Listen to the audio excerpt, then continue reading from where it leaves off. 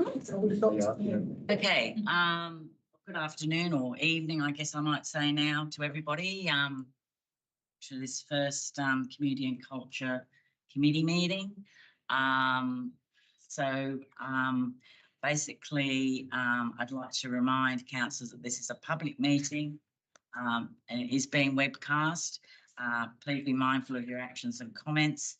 You should avoid making statements that might defame or offend, and note that a recording of this meeting will be retained online and in council's archives.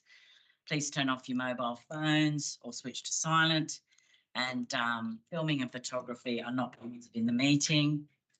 Anyone observing to be filming the meeting will be asked to leave.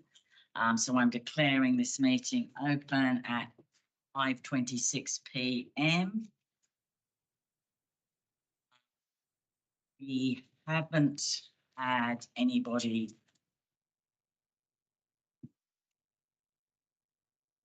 We haven't had anybody request to come in via video link. So, well, she's not there. So no. So therefore, don't need to do the approval for that. We also welcome councillors here who not members, voting members of the committee, and of course the public room with us tonight. Okay. And welcome to those who are watching at home. I'll now just do an acknowledgement of country. We'd like to acknowledge the traditional custodians of the land on which we live, work and play, and we pay our respects to Darkinjung country and elders past and present. We recognise the continued connection to these lands and waterways and extend this acknowledgement to the homelands and stories of those who also call this place home. We recognise our future leaders and the shared responsibility to care for and protect our place and people. Do we have any apologies at all that anyone's aware of? So no apologies. Now, before I go on to the disclosure of interest, I'm just going to do one other thing, which is to go through the councillors that are voting members of the committee, just so that we're clear, because it is our first meeting. Have Mayor McKenna, who's obviously, did I see Mayor McKenna? I thought I saw him here, but he's disappeared at the moment, who I know is a member of all committees. Councillor Daniels, Councillor McGregor, Councillor McNamara, Councillor McQuaid isn't here, and Councillor Neal is an alternate, and Councillor Smith is also an alternate. However, I would also like it noted for the minutes and for our records that Councillor Walsh is also a voting member of this committee. So I will now, at this point, ask any committee members to disclose any conflicts of interest they may have in relation to items on tonight's agenda. For myself, I confirm that I do not have any conflicts of interest. Councillor Smith? Chair, I don't think I've got a conflict of interest, but I might just declare that I'm involved with the Oxford Sister City Association, because I may have some questions about some of the collections policies related to that. Thank you. Councillor McGregor? No one conflicts. Councillor Walsh? No. Councillor Daniels? And Councillor McNamara? Nothing to declare. Okay, thank you very much, everybody. Okay, so you all would have seen our agenda. I'm sure it's quite a big agenda for our first meeting. Anyway, I'm sure some things will take longer time than others will. So what I would like to do at the moment in regards to that is, first item is item 1.3, art collection and art purchases. And so I'd like to invite Dr. Mel Smith. She has someone else she wishes to speak to the report, to actually speak to the report. So in regards to item 1.3, that's about revocation of the two existing policies that were pre-amalgamation. So the Gosford art collection policy and the Wyong art collection policy. They have been folded into the draft public art policy and plan is at item 1.5.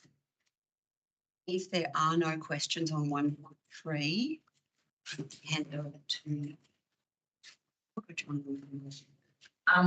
So you're saying about doing them?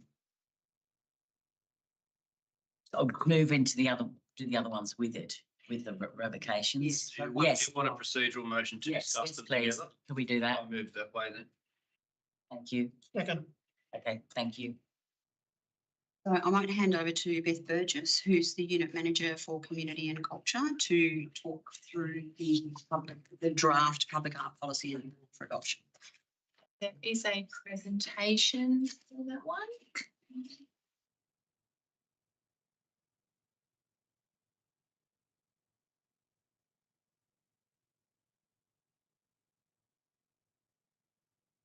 Oops.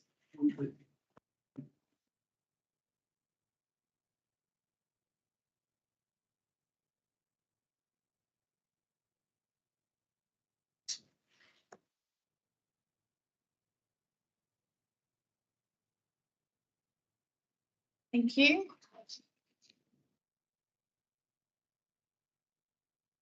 So with the public art plan, we have developed a draft action plan and an associated policy that goes with that. Previous to amalgamation, Gosford Council and Wyong Shire Council had varying approaches to public art, and it was an action in our cultural plan to develop a public art policy and plan. So as such, we have undertaken extensive community engagement and engaged an external consultant, which was Cultural Capital, to develop our draft plan, which is a 10-year plan for public art. It was adapted from the previous council ones, with also some aspirational things in how we would move forward for that. The public art is, when people think about public art, most people's brains go to murals, but public art is much more than murals. It's a range of different things, from performance art to sculptures to, correct. It could last for one day or it could last for multiple years. So public art is something that is freely accessible in the public realm for our community. It can be installed on private or public land as well, and it can range in different sizes, different materials, and different longevity. So they handle. If you've got questions, I'm happy to answer them as we go. Okay. Just back on what you said before about a consultant there. Do we not have the ability in-house to create a policy like this? We didn't have anyone engaged in that space.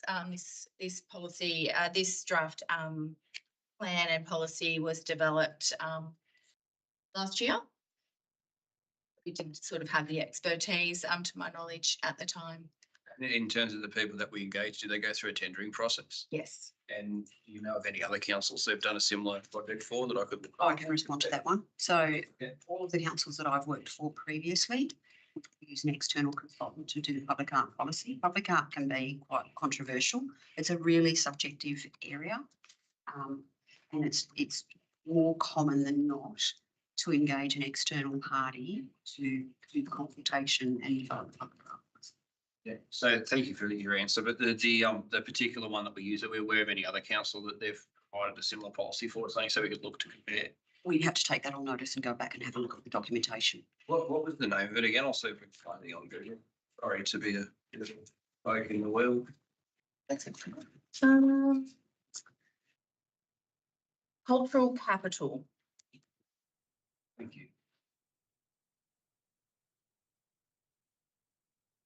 Thank you. So there was a range of actions that have taken place in terms of desktop analysis, community engagement, to develop both the draft policy and the plan. And we've come up with different to the one I've got. So let me turn this way. I'm very sorry about that. Some of the objectives that the community came up with was to ensure that we had our First Nations history and First Peoples voices heard throughout our public art, that we increase the community awareness for the power and the relevance of public art out in the public realm, and support the delivery of significant or destination public art projects. We had support for the community and council business units to deliver quality temporary or permanent public art pieces, and ensure that it was quality was something that kept coming through, that our community didn't want things that didn't really promote the quality. Also have sustainability and support the development of our local artists.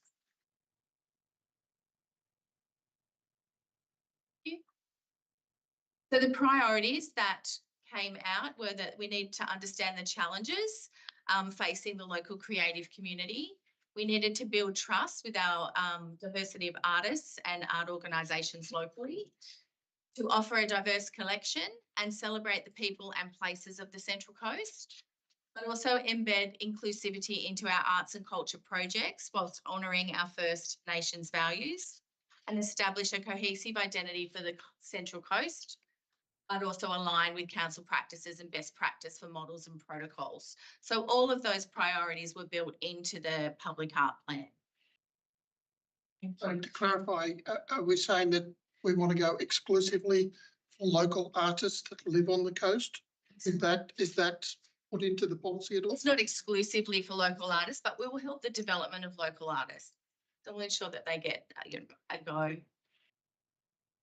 So our proposed actions for today are to review. We're hoping to get the endorsement of our public art plan to go out on public exhibition so that we can receive the feedback from our community.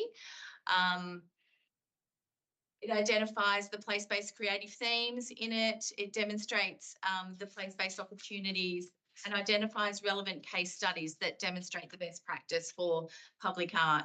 It also outlines the recommendations with an implementation plan, which includes the different short-term and long-term actions that need to be undertaken. And then to go along with that, we have a public art policy, which would also like endorsement to go out for public exhibition with the plan. And that has that guiding framework for the development, the commissioning, the deaccession of and management of all of the public art pieces on council owned or managed assets, and provides that tool for making decisions about risk and expectation.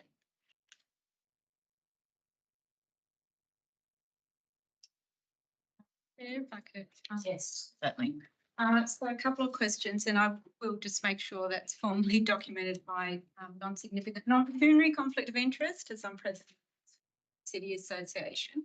So a little bit disappointed in my quick glance that it doesn't appear anywhere. And it seems like, to me, it's not clear from the presentation whether we're just talking public art and not art collection anymore. Is there a shift? Is that a big shift that we've just done? This is the public art plan.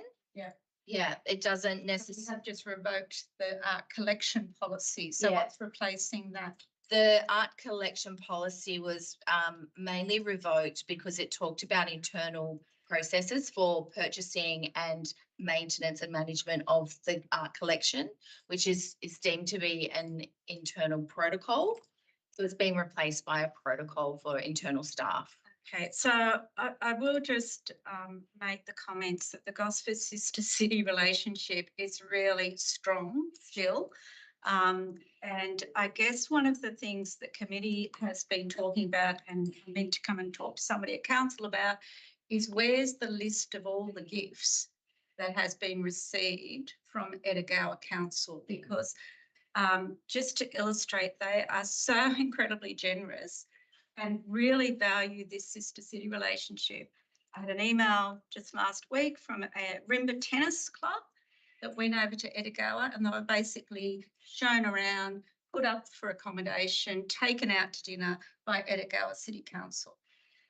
And I think that's a really strong connection. I don't know that we do the same thing.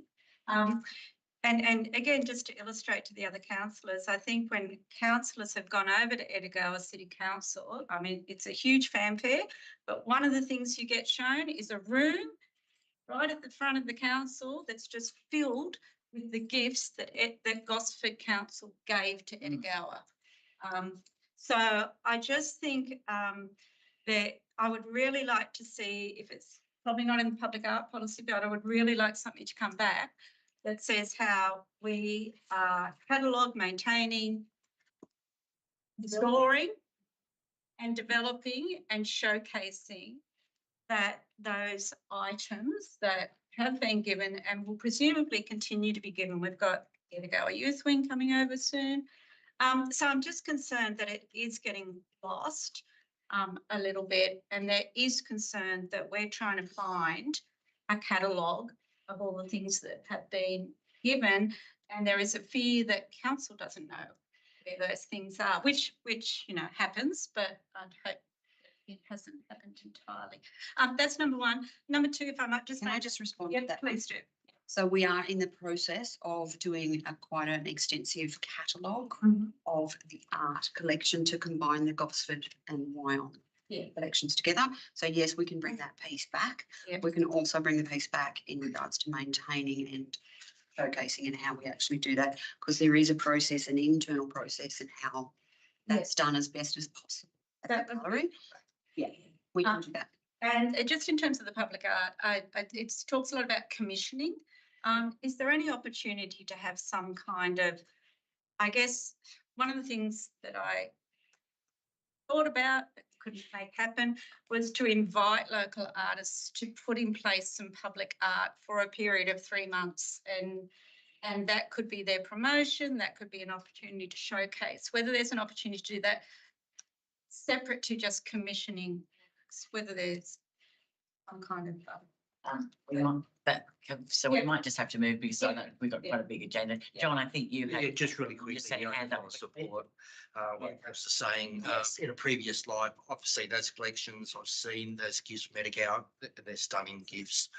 But that collection, when we last done the cataloguing and the audit, of what's in that collection, having some type of opportunity to circulate some of the amazing artworks that are part of that collection, whether it's in this strategy or forms of another strategy, I think it's really important.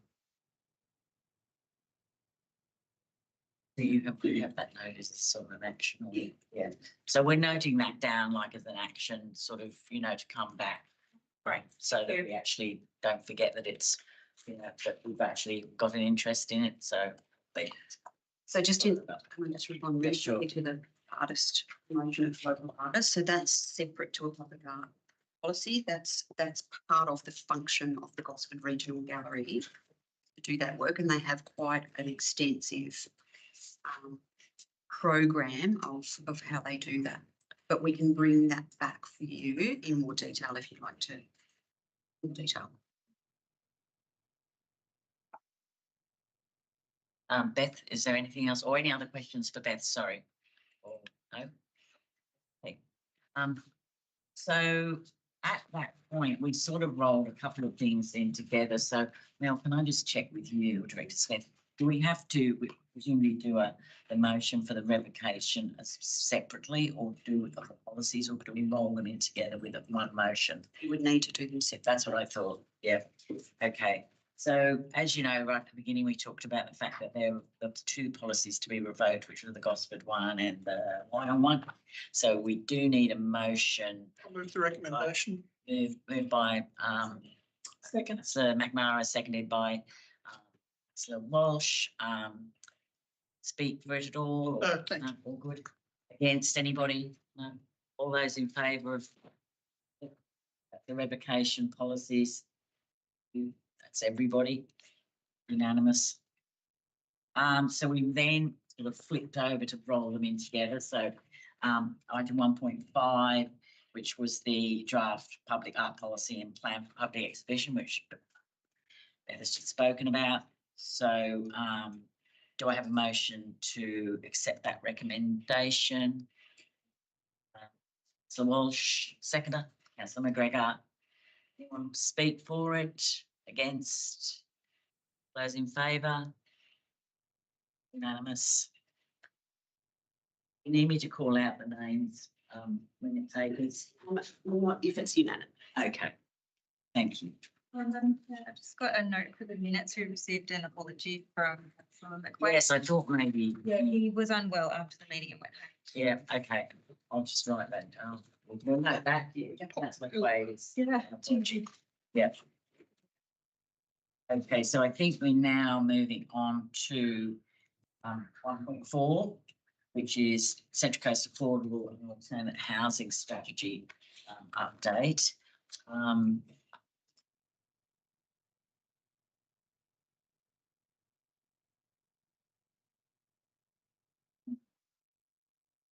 Yeah. Okay, so I don't think, is there a presentation for this or is it was, yes, so have people had a chance to, we take it as read the actual report? Just one question. But there can be questions, yes, for sure. Way back when I was on Wyong Council, 18 Margaret Street, which is next to Frank Balance Park. I'm sure back then there was a motion that that was going to be part, extension of Frank Balance Park. So I just didn't know whether anybody picked that up from previous way back when, or whether it's just been added. So it was superseded. So there was a resolution that superseded that. To earmark that parcel of land potentially for affordable housing. Yeah, question? I had questions about the Margaret Street land as well, because I recall what Councillor McNamara said, and then there was talk about it becoming a community centre. Now it's for affordable housing. So there's the three there. Is there anyone to talk about those three parcels, or just take it on notice? I can take it on notice. Okay. What I can tell you though is in September 2023, there was a resolution of council with a suite of identified properties that could be earmarked for affordable alternative or emergency housing. So 11 Margaret Street and 18 Margaret Street were on that list. And 18 Margaret Street is deemed the more appropriate one because of its size. Yeah. For potential development for affordable housing. And that was the other question that I had, because I'm not across all the detail or anything, but I did read in the report something about some of these sites have constraints and some of them have different opportunities. So in your response, if you could get a bit of detail in that, would be nice. Yeah, so at the moment, we're still in the process of identifying identifying the specific constraints. If you might recall, there was a property in Ashton Avenue at the entrance, and we formed an agreement with Pacific Link Housing for them to develop that. And as we moved through the pre-DA process, it was identified that there were very significant constraints on the property, which is why that has taken so long to progress. We want to be extra cautious with these properties. So before we actually go to market through EOI for potential partners, CHP partners, we just want to make sure that we understand the constraints on the blocks so that they don't get bogged. And following on from that, I don't have the list in front of me, but I recall there was a series of sites at the entrance to that we mentioned. If I've left other suburbs out, my question would be, it seems like sort of the central band or the northern part of the Central Coast is earmarked for some of this stuff, but what about the south? So when we did quite an extensive sweep of all the properties on the Central Coast, the stock that's down in old Gosford area is non-existent. Yeah. So the properties that were identified up in the northern end of the coast either were unused at the time or had cottages on them at the time, sort of, ideal for development. We weren't able to locate properties like that in the southern end of the Central Coast, but we have been having conversations with other government agencies to see if we're still in that process, because the state government's doing a land audit. It hasn't completed yet. So we're still in conversation with them to see if there are suitable sites down there that may not be council owned. Yeah, so that's also where I was going now. So with the tide along the transport corridor, I did see reference to southern suburbs in there. So is it likely that there might be other opportunities or things that come up based on those discussions with state? Is that what we're going? Thank you. Councillor Merlin, you had a question? Yeah, no, thank you. Mention the- Item, and I've got to thank the director. I originated from a notice of motion that I submitted that ended up being a question on notice. But I appreciate the information that's been provided and the update. Council adopted the Central Coast Affordable and Alternative Housing Strategy in 2019. And after reading the update, I can understand why the community are disappointed with progress to date. I understand the constraints. When I first submitted the notice of motion, I asked for 3 actions. If we would have a look at that with permission. Madam Chair, do you mind if I read out those 3 That's actions? fine, you can read them. Mine, we sort of are time limited to some extent. Let's go ahead. Quickly, would the committee consider asking for what actions can council consider to ensure that these strategies are being implemented and targets achieved? What other actions can council consider to fast track the delivery of additional affordable housing and emergency housing in the Central Coast LGA? And can the ELT provide a biannual report to council that detail the actions being taken to deliver the objectives detailed in the Central Coast Affordable and Alternative Housing Strategy, council's Affordable Housing Land Authority, the local housing strategy and council's key enabling projects that are related to the delivery of essential affordable and alternative housing in our region?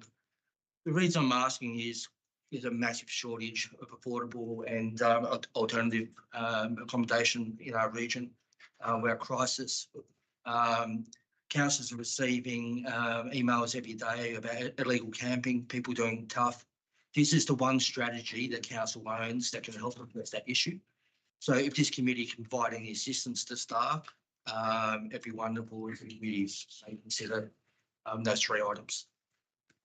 One thing that I've been considering and conversation with Director Smith about, Councillor Merlin and other councillors, is that because I think we all recognise this as being an incredibly important and challenging sort of space to be in, so to speak, that we actually have a Central Coast Affordable and Alternative Housing Strategy as a standing item on this committee, because that way some of these updates that you're mentioning, for example, will be able to then be sort of come to the committee and we'll be keeping track on some of those things, and then obviously take them, whatever the recommendation might be, through to the full council. So our other councillors, I know we try to do things by consensus in the committees if we can. That's not necessarily a motion, or other councillors who are on members, would they be happy for that process to have it as a standing item? So we might, I'm happy to do a motion that way if we want to, but it might be a good idea. So does somebody want to move that way? Just to clarify, you were taking action items anyhow, I think. Those 3 things being action items to be on the next agenda. I mean, is that rather than putting them on here, all we're doing is the update at the moment. Be better to put it as part of the recommendation that a standing item be a report back to the committee bi-monthly on the targets in the affordable and alternative housing strategy. I think it's wider than the alternative housing strategy, because there's strategies in each of those other strategies that are read out as well. So the key enabling projects, for example, does contain provisions for affordable and alternative housing. It does, but the most effective mechanism for reporting would be through the affordable and alternative housing strategy. If you read through, I think it's 27 or 28 action items in there, they do sort of reach out and cross over a number of other areas. That's my suggestion. It's up to the committee. Point 2, do you want the wording from Councillor Merlin that he just said to include, or are you happy to maybe to send it to the chair? I think it forms part of, so the wording that Councillor Millen gave actually forms part of this being a standing item and the reporting mechanism back to that. Well, look, I mean, I think really what all we're possibly looking for at the moment, because we've got the wording from is basically just a motion to, I guess, recommend or approve that we actually do have it as a standing, a standing item on the agenda. So if someone's willing to. I'll move the recommendation as it is there. Thank you. Seconded by councillor Smith. Anyone all in favour of that? I'm alternative. Yeah. You need a member to do. Okay, no, she can vote. think I'm filling in for. She's an alternate. And Belinda. We should have asked that at the start. So alternate was here. Yes, I did. She has voting rights. Yes, Whenever I make up the quorum, I know. yes. I count. Sometimes, Jane, only sometimes. Okay, all right, so we've all said yes to that, so, that's great. All right, so, yes, that's all we need to do there, isn't it? Yep. Okay, that's item 1.4. Oh, yes, that's right. We did 1.5, but we rolled that one in together. Oh, we're doing busking now. We all need some cheering up after this evening. So what about someone else? We just asked that. Sounds great. Okay, so item 1.6 is the draft busking policy for adoption. And I think I'm just sure because I think this is correct. It's correct. When I read that, basically, it doesn't have to go out on public exhibition. Is that right? Because it basically is not a change from how it's been before. Is that correct, Director Smith? Correct. So when the new council is put in place, Yeah. then we have to update the policies within 12 months of them Okay. being in place. This year, there is no substantive change to the policy Right. itself or the intent of the policy. It is changing format and simplifying the language. Okay, That's all it is. thank you. Just wanted to be clear that that's all that was. Does anybody, is there anything else you'd like to say about it, Mel or staff? Questions from anybody about where they can go busking and how they can do it? I just like it. You like it, okay. All right then. I'll move the recommendation. Okay, moved by councillor McMara, seconded councillor Daniels. All those in favour? Unanimous. So it's carried. And I think the item 1.7, which is draft flag and street banner, that sort of falls under the same sort of thing, doesn't it? It doesn't have to go on public exhibition for that same reason, correct? Okay. Do you want to tell us anything about flags and banners? They can be very controversial around a Yes. particular time of I'm year. sure they can. So the only thing to note with the flags and the street banner policy is the combination of the two. So they were separate before. All we've done is amalgamated them into the new template, again with simplified language. So there is no change in intent and there is no change in how they're sort of rolled out. That's clear in the policy. That's clear in the policy. Can I ask you a quick question? I mean, it's fairly obvious with some things, probably why you would have a flag or a banner for it, but I presume in the policy it makes it clear why, why have this one and not that one and how, that kind of thing. Can you tell us a little bit more about how that kind of works? Now you've caught me on. Oh, sorry, you don't have to. So the idea behind particularly the banners are to add some vibrancy to the town centres and, to promote various sort of communities. So you see them coming up Tuggerah Street and Correct. things like that. Correct. Yeah. So they often will signify days of significance. So you'll have NAIDOC week flags, you'll have, various other days of significant banners and flags in various locations. Sorry, banners. But you're really clear about the distinction between them. Throughout the various sort of entry points to town centres and along the town centre infrastructure. Thank you. So question, can I just be clear, is it council's banners or is it other organisations? Can you make use of it? And I'm Both. just vaguely called Controversy down on the peninsula a number of years ago.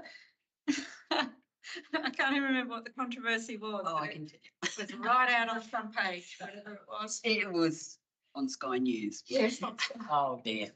What was, was that a timing thing? It was it's being mindful that we're being live streamed. I can talk to you offline if you'd like to. Yes, talk about okay. That one.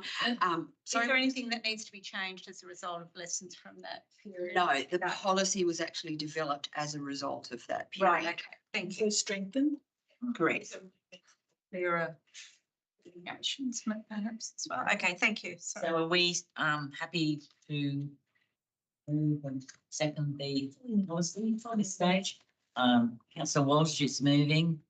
Seconder, McNamara. Don't want to speak anymore to it or anything. Anyone against flags and banners? Yeah, exactly. Okay. So the motion, all those in favour? Unanimous? No. Oh, no, sorry. I'm against it. Oh, you're against it. Talk later about. why. Okay. Do you want to talk again now? No, my question was answered through the earlier question. Okay. I'm talking about it, I'll do it when we cover it, but I don't feel the need to respond to One Nation scare campaigns. Okay, fair enough. All right, so yeah, we've got all, hang on, who was in favour again? Just could you mind putting your hands up?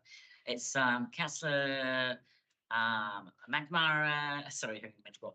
Councillor Daniels, councillor Walsh, councillor Smith, and myself. Favour and against was councillor McGregor.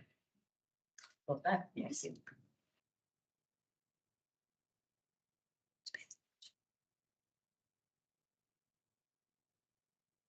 Okay, so the next item that we have is, and this is one that is going on public exhibition, so it's obviously, they're not all important, but particularly, I guess, important for us to cast a fairly, you know, careful eye over. Item 1.8, draft Central Coast Council Leisure and Aquatic Strategy 2025 to 2035 for public exhibition. We have, oh yes, we do. We have a bit of a presentation for this one, so maybe we could have a look at this and then start asking some questions once we've seen the. So through you, Madam Chair, if I can invite Phil Camplin to present. Phil is the Unit Manager for Leisure Beach Safety and Community Facilities. Thank you. Thank you. Thanks, Liz. So we've got the leisure and aquatic strategy for public exhibition. This is the first strategy that Central Coast Council's done. It's a 10-year priority plan. Projects in the strategy are already identified as regional key enabling projects, and some of the renewals are already in the council's delivery plan. So why we need the strategy is to create that network of fit for purpose facilities, offering a wide range of activities and programmes, and making sure that we meet current and future needs and upgrades and renewals of the current existing facilities. So council's got 10 leisure and aquatic facilities, and additionally to that, Mingara Aquatic Centre was partly funded by the former Wyong Council. Leisure and aquatic facilities, Pincher Leisure Centre, that's our flagship facility, which got a mix of indoor and outdoor, 50-metre pool, gym, fitness, creche, Gosford pool, 50-metre outdoor pool and toddler pool. Wine pool is unheated and seasonal, so it only operates part of the year. Tootley Aquatic Centre's got a 25-metre pool, Bromwick by ocean baths, and the indoor facilities, we've got Lake Haven and Niagara Park. Then the rest are operated as community leases. So we've got Breaker Stadium and the PCYCs up Barrow Bay and Umina Beach. So as you can see, a real mix of facilities and programmes. Probably can't see that too clearly, but that gives you a bit of an idea of the spread. Geographically, it's quite a good spread, evenly populated from the north and south and pretty wide. So the main challenge for our council is condition and age of facilities. Our average age is 44 years for the facilities. And as you can see, Gosford Pool's 70 years, Wine Pool's 65 years, Bromwick By 60 years, PCY 47, and the life cycle for leisure and aquatic centres are typically 50 years. So you've got 2 or 3 facilities already past that life cycle assets. We've been spending a lot of money over the years around renewals, and we spent 19.2 million on different renewals, whether that's changing room upgrades, heater pumps, filtration, fitness equipment, the HVAC system. So quite different on different facilities. The other challenge we've got is population growth. As you're aware, the course is getting busier over the next few years, and that impacts on, you know, the facilities, the demand for facilities, whether that's an aging population, youth demand, disadvantaged areas. Probably the main one is indoor sports facilities. We've currently got 14 sport courts across our facilities, and they're already at capacity. If you go into the centres at weekends and evenings, Niagara Park Stadium, Peninsula, there's basketball, there's netball, there's indoor sports happening, and it is difficult for groups to get any additional space. So that's something we need to look at and potentially have additional courts over the future in a phased manner. Particularly with the growth of pickleball. Yeah. Next slide is around industry trends. So that changes with the industry and evolves over time. Council's doing pretty well in terms of our services that we offer, and we do review on an annual basis, and we do mould and evolve. So the kind of things we've got is 24/7 gym operations. We've got a large span of operating hours from 6 a.m. to 10 p.m. at some centres. We've got creche services, we've got swimming coaches, we've got online booking where people can book in for their own fitness classes or learn to swim. We've got flexible programming, we've got water play and inflatables, and we've got kiosks and cafes at some facilities. So quite a good mix, and you know, we do look at what's happening in the industry and making sure we meet those demands and listen to what those community wants and needs. In terms of community engagement, we do satisfaction surveys every 2 years across the leisure centres and pools. Last one we did was April, May 2024, and the next one we'll do will be next year. And generally speaking, the community are really happy with the services. It's 85 to 90% of service delivered, but the negative comment that occurs every time is the state of the facilities, the age of the facilities. So they're at that point where they need to be replaced, or else we keep, you know, throwing a lot of money out to no renewals. So in terms of the strategies, we had some clear direction. One was around facility upgrades, making sure that we have safe facilities and we comply with health and safety regulations.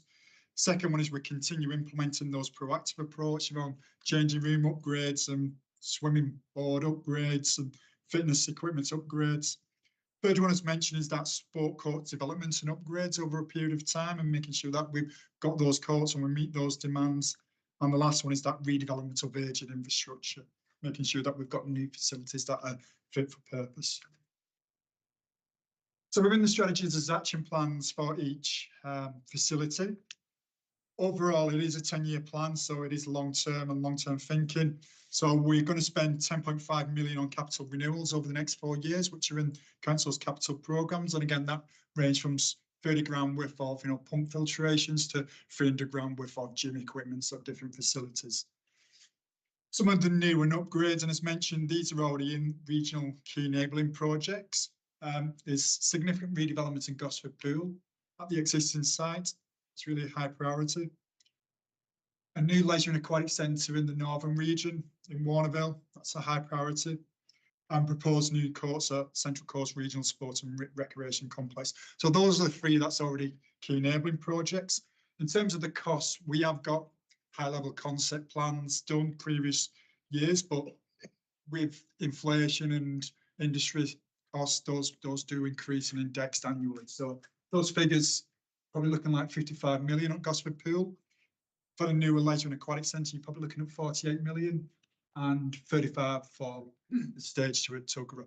I just add there too, so Gosford Olympic Pool and the proposed development at Warnervale are in the key enabling projects portfolio sectors.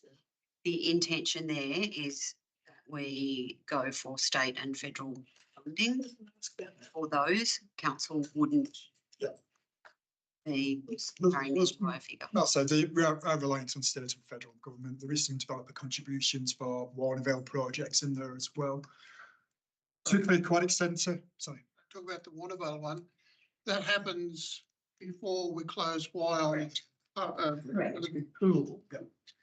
Until then, until probably 2033 or 4, is the Wyong pool fit for purpose? There were some issues around cracking, etc. It is, we're just in the process. So during the down season, which is now, we'll be doing some repair work. So we drain the pool and we do some repair work to it each year so that it is fit for purpose each season.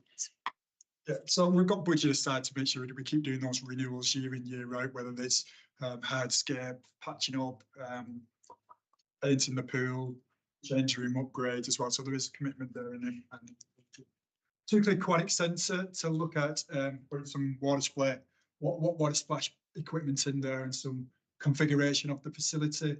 And as mentioned, new court expansion. So look at the feasibility and business case of doing that at Niagara Park Stadium and Lake Haven Recreation Centre as different priorities, and expanding the gym up Peninsula Leisure Centre. But that is business case dependent, and that's probably more medium priority. There for one moment. So back to the Toukley Aquatic Centre. Yeah. So where it talks about their Toukley Community Facilities Master Plan, that'll be a piece of work that will come back to this committee at the next meeting. Okay. The whole Toukley Master Planning. So next slide, please. So next slide, we've said about replacing. Once a new modern leisure and aquatic centre is built in the northern region, we're operating of the seasonal and heating wine pool is proposed to cease, and this will allow for the enhancements of all the recreational activities around the Baker Park precinct as part of that master planning. So, as mentioned, one of the challenges with wine pool is it's only open during the summer season. It's unheated and it's really weather dependent.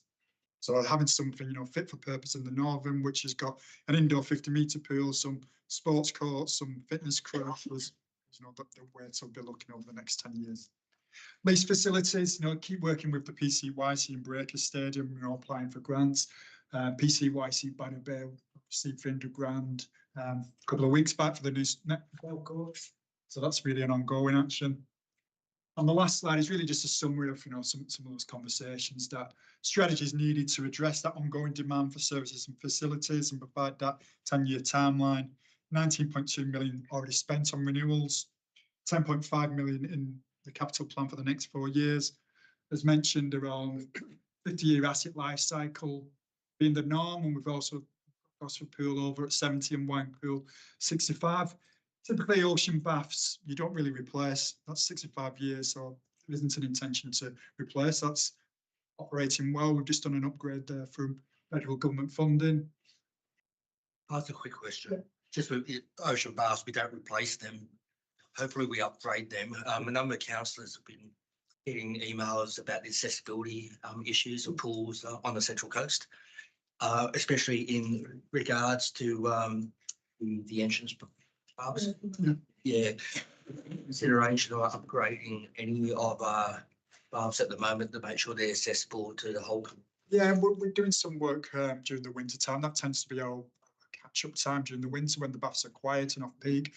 We spent 310 grand over the last couple of years with federal government to extend the pipeline and put new pumps and put shade styles in and refit the clubhouse. So all that work's been done, but we are purchasing some accessible equipment as well to make sure there's a ramp.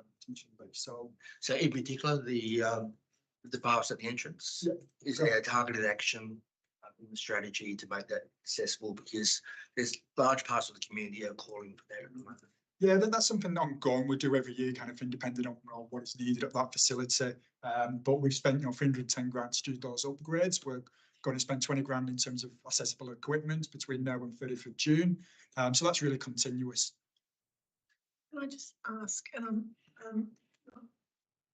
I think this is the place for it, but certainly it's been raised with me, is accessibility parking, disability parking at the ocean baths. Yeah, so I haven't been into the entrance recently, so I don't think it's challenging. Yeah, I agree. So it's a challenge one. There's probably no easy and quick fix.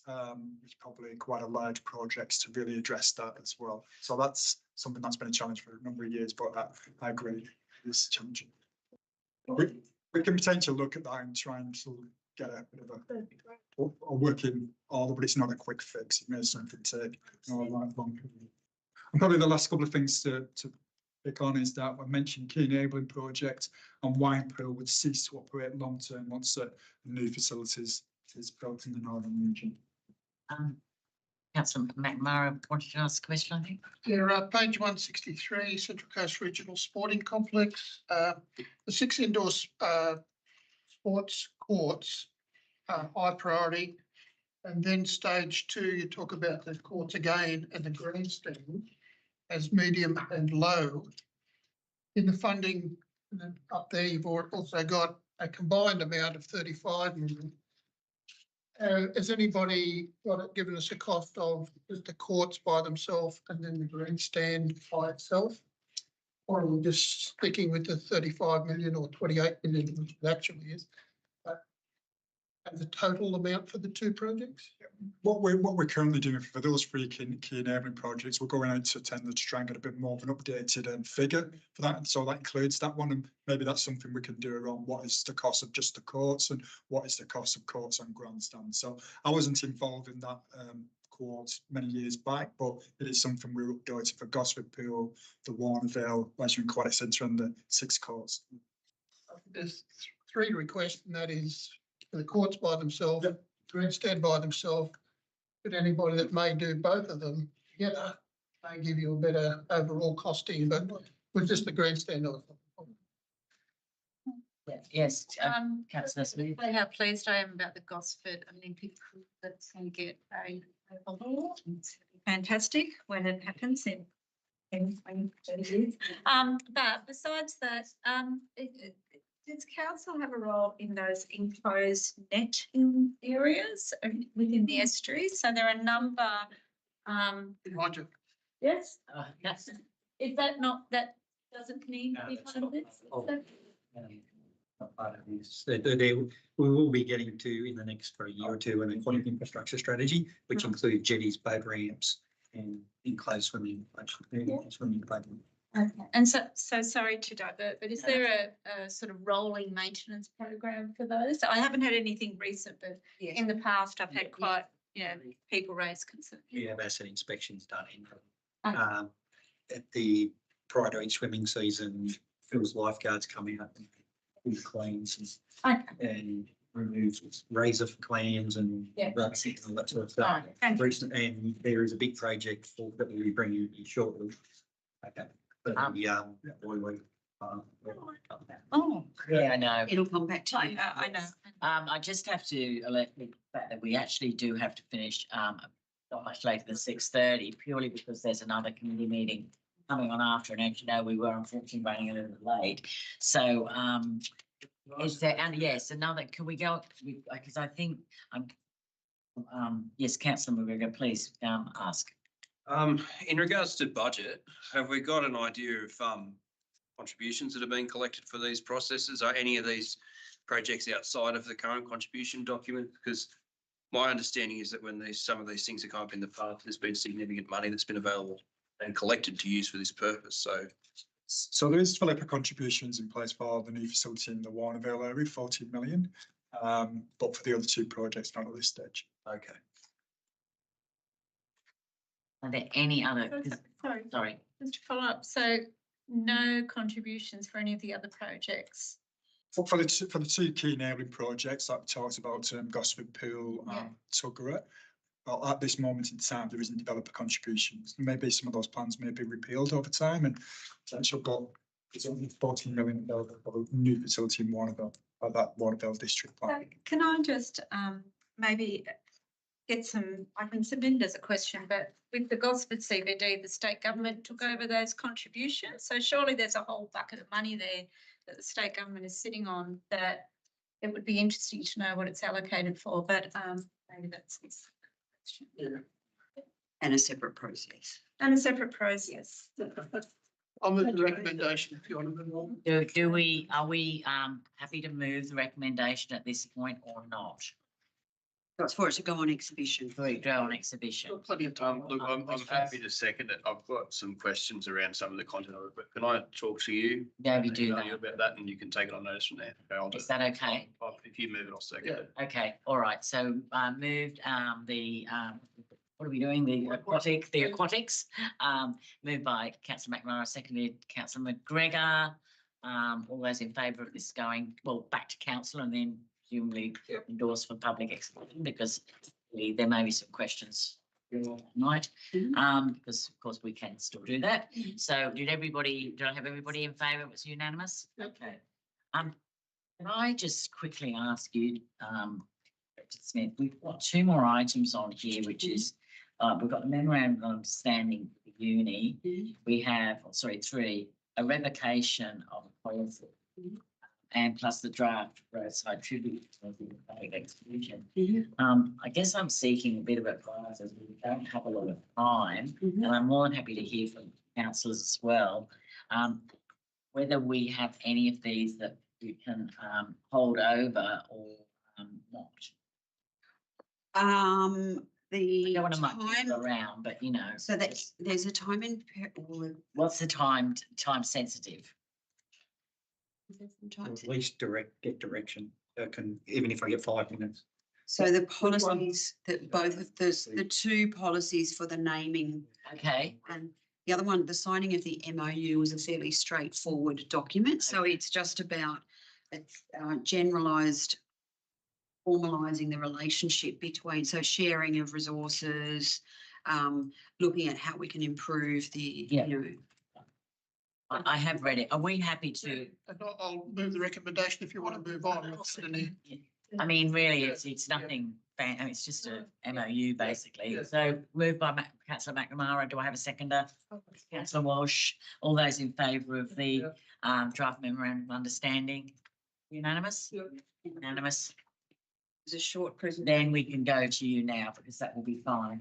So we've got the memorial annual capital facilities, and then we've got 1.1 draft roadside tributes for public exhibition. So that's probably important if it's about we want to go on public exhibition ASAP. So please feel free. Sorry to rush you. All right, I'll try to be quick. Can you quickly get the presentation? Thank you. So the reason this is coming to council, back in 2018, there was a policy written about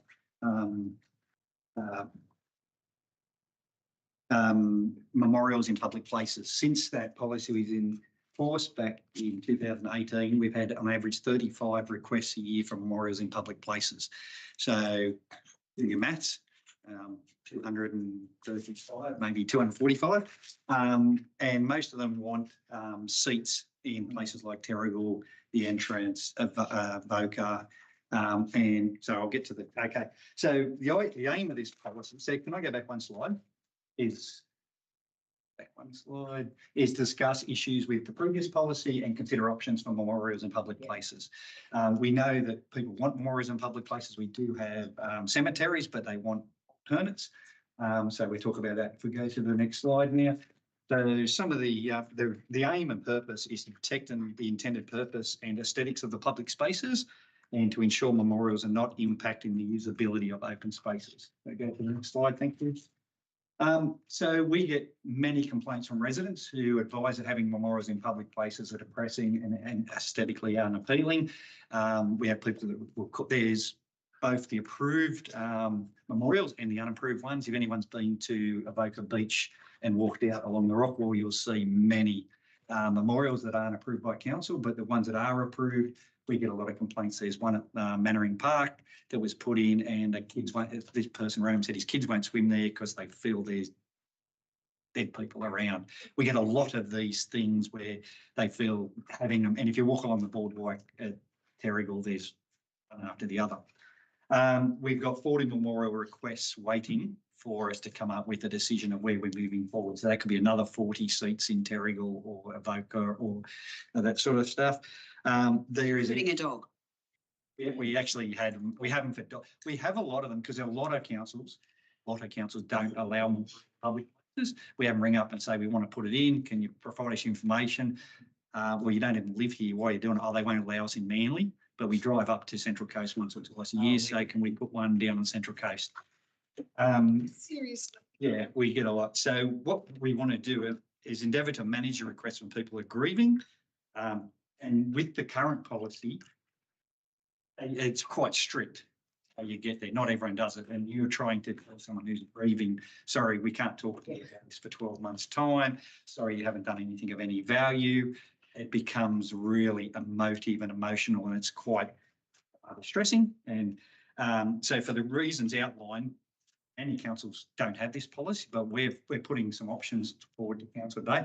One of the reasons I've got this lovely lady here, she's going to talk about, we currently have, if you want to flick to the next one, memorial trees that are placed in areas. So these are trees, do you talk about it? I will run through fairly quickly and my assistant here will help. This is a concept that it was originally came from putting them into cemeteries and things, but because of the need we've had and the types of requests we get through the cemeteries team as well, the idea came about to put these into public spaces. So they're 1.8 metres tall. They're made from marine grade stainless steel. The plaques that are on there are a temporary plaque that have a number. People can go and pick a number that they would like to purchase a plaque that is recyclable when it's removed. And then we go through the process with the family to put an inscription. So these are the actual bronze. So they're made to last forever. That's the whole idea of them. And we go out and put these on the tree at the selected number that they've picked. Pass those round. Put them around, absolutely. And so are those trees are sort of around the place, or? So There's a suburb. there's one on the foreshore at Coolywong. And there is also one at North Entrance next to the Sensory Park. The North Entrance one came about because the Lions Club are struggling with the Sensory Park and can't put any more memorials in. So we put a tree in there to help with that. And then the little tags on there are actually saying we've got 5 proposed to go in. They're pretty much ready to roll at the moment in some other locations.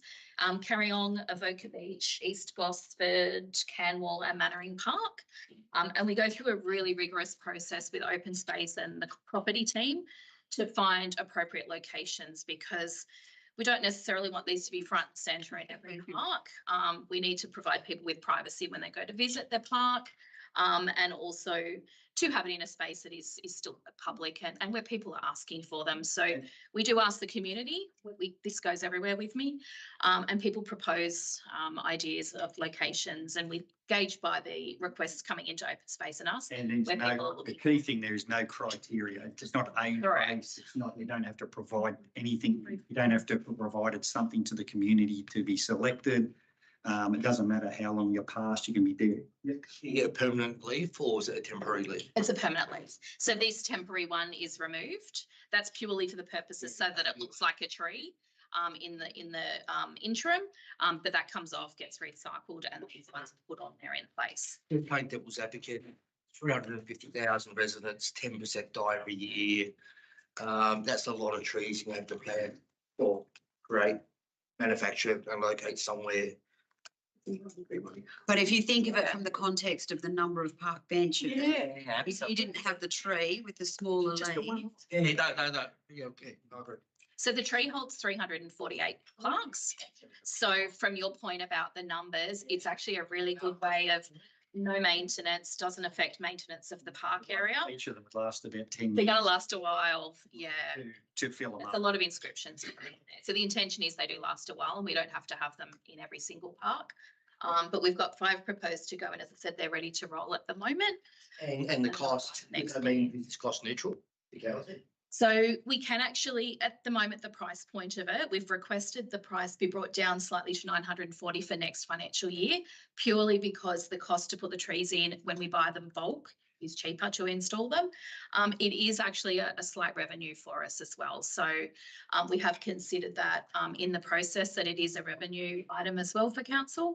And that we can potentially put that back into putting more in over time as well. But we make sure in the price point of 940 that covers us looking after the tree, any maintenance for the longevity of that item. So that revenue, just to clarify, that revenue goes to installing future trees and the ongoing maintenance of the existing We trees. do isolate that revenue for this. Correct.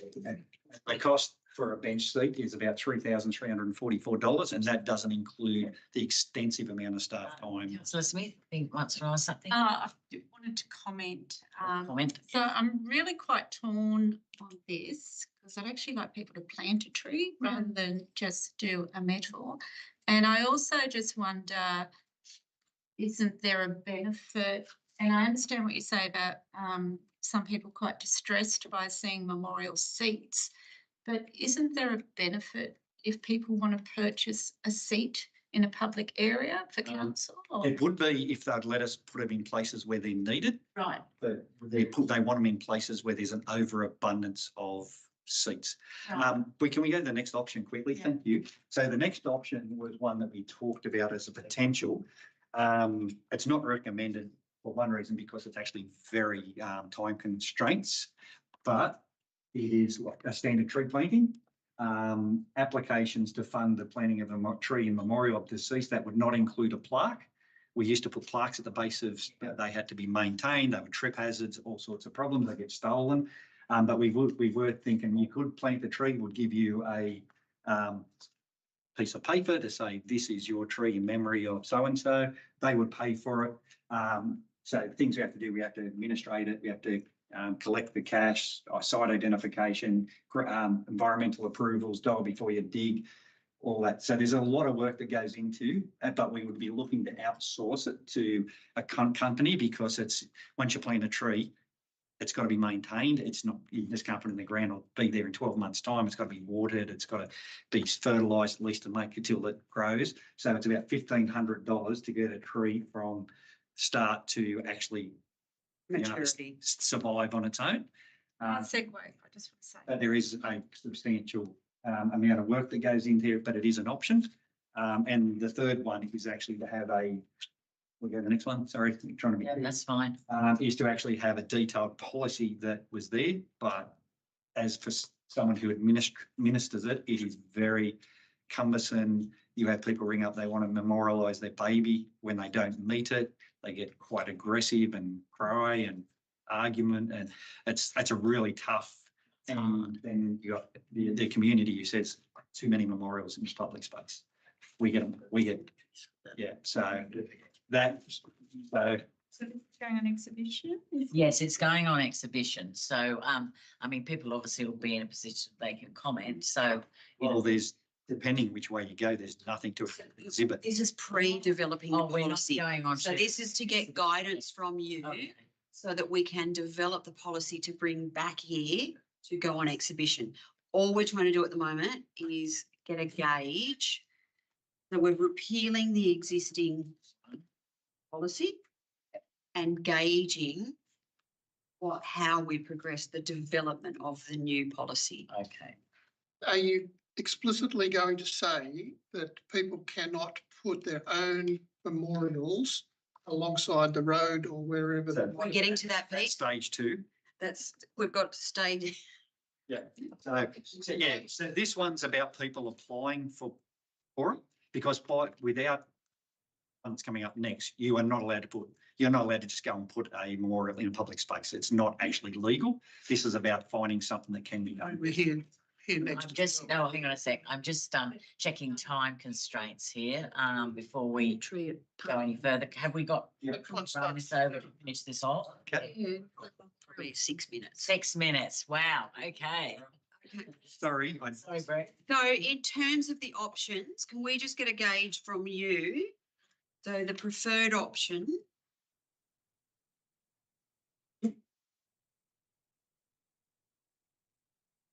We're revoking. Revoking the existing policy, Yeah. which is about the park Yeah, furniture and yeah, yeah. trees, and understand, so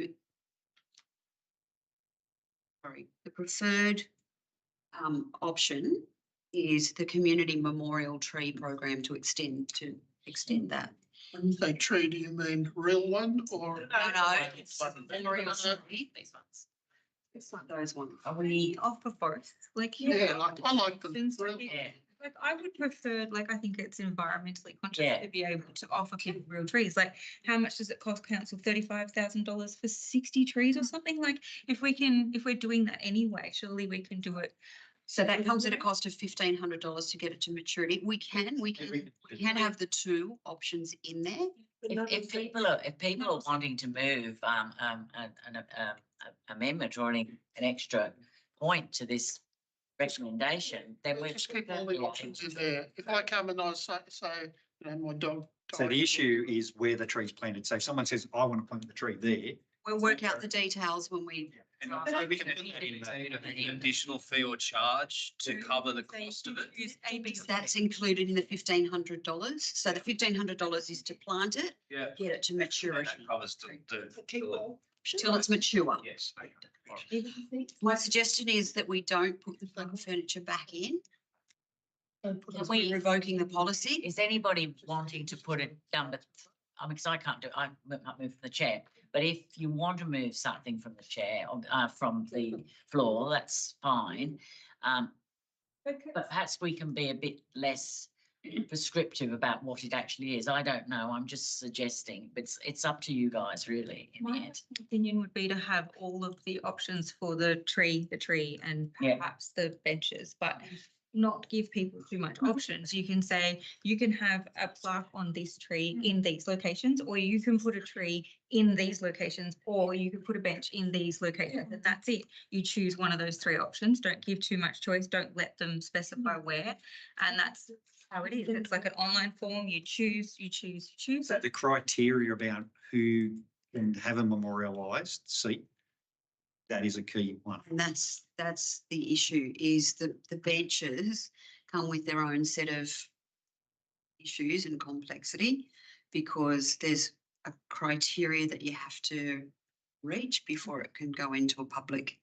Some of the reason behind that is if you memorialise the wrong person, it can be really bad if it turns out the person who council supported memorialised was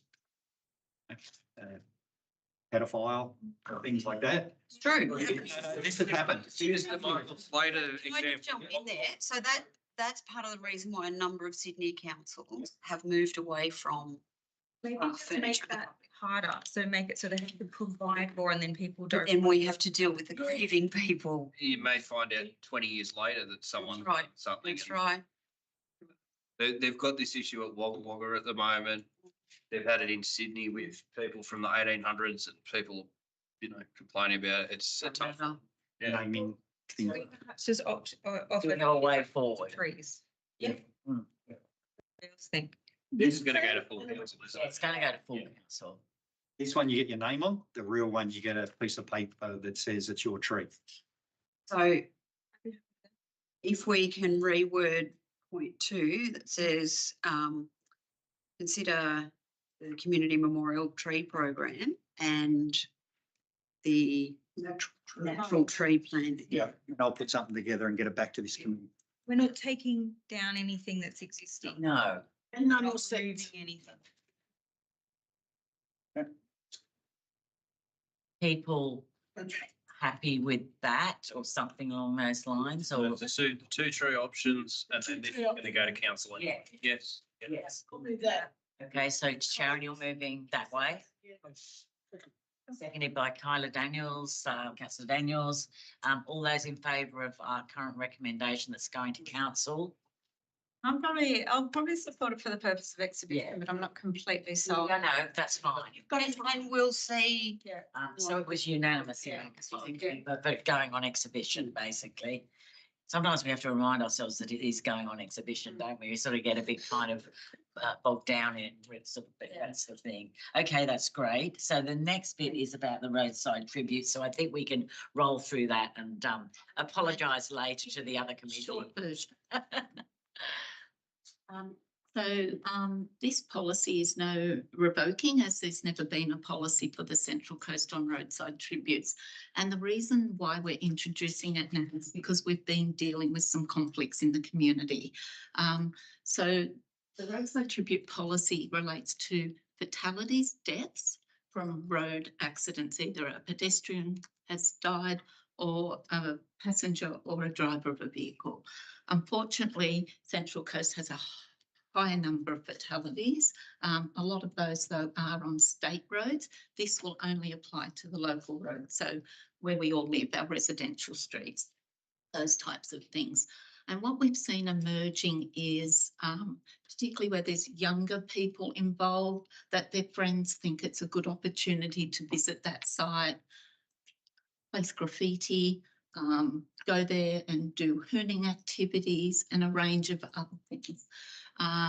We've had to have police intervention. We're also getting residents that live there that have been first on the scene traumatised by what they've seen, and then they're having memorials out the front. So every time they come or go from home, they relive that experience. So hence why we've drafted a very simple policy, I believe, for your consideration. We're not issuing any approvals. All we're asking is, if you want to place the memorial, liaise with the family, get their permission. We have had some instances where families haven't known it's even gone in. It is difficult to manage. You probably have also seen the memorial. It isn't our road, however, they're the types of things that we're talking about, and that wasn't even related to a road death. They're very hard to manage, as like the memorial policy. You don't know who the person is. Unfortunately, a lot of road accidents, they're young drivers, unlicensed, illegal driving. Sometimes they're suicides even. There's a range of different, and sometimes they're just tragic accidents. Usually what we find is there's a tribute there within hours of it happening. So we're not looking to issue approvals. What we're asking for is, and we will seek out local MPs and things to help us communicate this, because they're often involved with those families. Register it with us, asking you to talk to the family first. We're asking, don't dig in the ground, don't place rocks or other types of things that could cause other damage to pedestrians. If you're near a residential property, talk to the homeowner. We're trying to limit it to a 13-month. Sounds a strange time, perhaps. But it gets you past the 1 year anniversary. Past that anniversary. And we're asking, register with us. At times, we also need to do roadworks or maintenance, and they could be in the way. If you want to click through, sorry, I've jumped ahead trying to narrow it off the slides. You'll see some photos of what we're dealing with. So we're also asking for anyone that places them to keep them to a size of 500 by 400. As you'll see there, there's some that we have, really big banners on. Some of those you'll see have got fairy lights, and they go all night as well. So we're restricting no lights. What we're looking to see is perhaps a couple of mementos, a small picture, perhaps not in anything breakable, and flowers, a soft toy, those types of things. So in a nutshell, we're just recommending it go on public exhibition for 28 days, and we'll see what feedback we get. Yes. Any questions? I'm not looking to remove any current unless we needed to do maintenance. Councillor McGregor? 4.5.1 of the policy says consist of frangible materials such as flowers and memorabilia. What does frangible mean? Is it just Bents. bents? Okay. So nothing like wooden crosses would not be permitted, but something like guidepost material, the plastic sort of flexible is what frangible. What's the reason for that? I'm just because if someone hits them, they could become a spear. It's a safety hazard. so it's a safety issue. Pedestrian could fall on them. That's why we also don't allow rocks and sorts of things as well. Any other questions for? What happens after the 13 months? They have to take them down? We are asking them to remove them. Now, if they don't, we don't have plans to go out and rip them out. But if we find that they're degrading or someone has a concern about them there, we will then reach out to that family representative that's registered them. And very sensitively, I'll be doing that myself as the unit manager to say, we've had some concerns. How are you feeling about it? And try and work with them to remove it, relocate it, or something like that. One more question maybe, and then we might just have to wind up. Yeah, look, it's obviously a very sensitive matter, and it sounds like you've considered that as well. I would just say sometimes when I see a white cross on a road, it actually causes me to slow down. We have a lot of other initiatives that we promote and communicate with the community about safe travel speed. You may have all noticed it's National Road Safety Week. Okay, but that's getting away from the point that I'm making. Okay, sorry, we might just have to wind up here. I'm sorry, because we're running into another meeting. But I guess at this stage, again, this is going out on public. It's going to come back to us. Motion too. So we do a mover and seconder and then, So who moved, sorry? I moved. Oh, excuse me, Councillor Walsh, Councillor McGregor, and this is just for it to go out on exhibition. All those in favour of that? Okay, so hang on, how many have we got? Look, I'm happy for it to go on exhibition, but I do think we need to We find need to- ways of having better I discussions here. understand. Yeah, yeah. If we didn't have an extraordinary. Okay, so it was unanimous for it to go out on exhibition. Tonight we got a bit sort of fun. But maybe we could also do things by exception. Yes. We wanted to try and do this one without exception, but you know, we can consider that. So we've got about 15 minutes to late on start, we? Okay, We got ready to the room. next meeting is, unless something miraculous happens before then, the 8th of July. Thanks, everybody. I know it's a bit rushed tonight.